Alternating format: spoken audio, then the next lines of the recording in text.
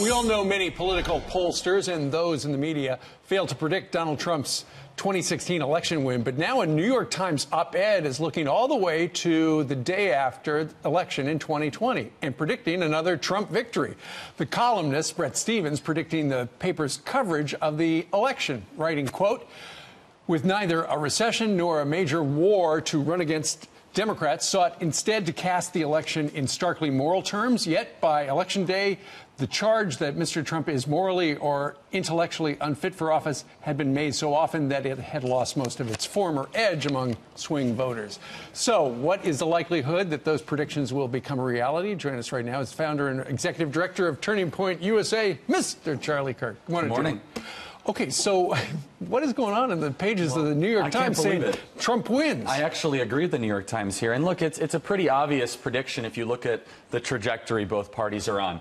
You see the Republican Party, which has rightfully become the party of Donald Trump, which is about results, middle America, energy independence, and jobs. You look at the Democrat Party, you know, they're becoming the party of Karl Marx. It's, you know, what are the most radical socialist ideas that we can possibly embrace? And I think Bret hits the nail on the head here.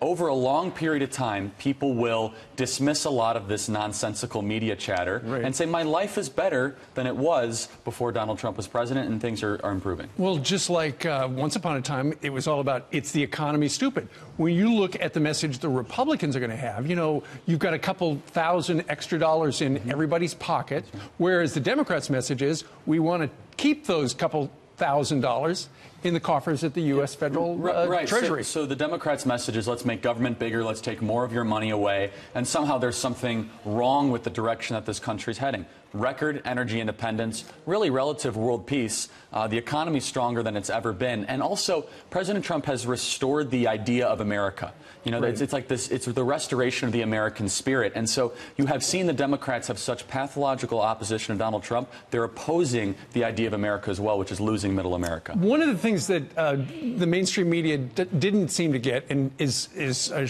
you know, it's taken them a little while to latch onto, is he's a disruptor. And he's working things the way nobody's ever worked them before, and it's driving them nuts. He's breaking all the conventional rules. I mean, how would you ever see a president before go to a state like Minnesota, northern Minnesota, and talk about... Why bother? Well, yeah, exactly. Minnesota doesn't matter, and he has thousands, tens of thousands of people show up for him. He is redoing the traditional Republican playbook and the D.C. playbook, and he's succeeding because he comes from a business mindset, he comes from a business background, and these D.C. lobbyists, people that have been there for 30, 40 years, they're still not sure how to handle him, and that's why he's going to convincingly win re-election. The interesting thing about the op-ed in the New York Times was who they predicted his opponent would be, and it was Elizabeth Warren. With Sherrod Brown, interestingly enough. Which, well, you cover Ohio that way. Right. Interestingly, I can agree. I can see that's the direction the Democrat Party's going. They consider Elizabeth Warren to be a moderate pick now between, you know, the more very, very far left-wing Bernie Sanders and the more kind of moderate Democrats. They think that Elizabeth Warren is a more moderated, you know, way to bring the party together. And I think Bret's prediction would be accurate there, but that just goes to show how out of touch the Democrat Party has become with middle America. So are you saying that the New York Times got something right with this prediction? Well, I would like to think so. There's a lot of work left to do. We still have the midterms ahead of us, and the president's going to continue to win. And look, in a couple years from now, we're going to be able to even list off more accomplishments than what we talked about today, because the president's is about results, and America's in a much better place today than it was if Hillary Clinton would have been elected. So let me get this straight. You're not tired of winning? I'm not sick of winning. That's the only thing I disagree with the president on, is I'm not sick of winning yet. All right, great. Charlie Kirk, thank you very much.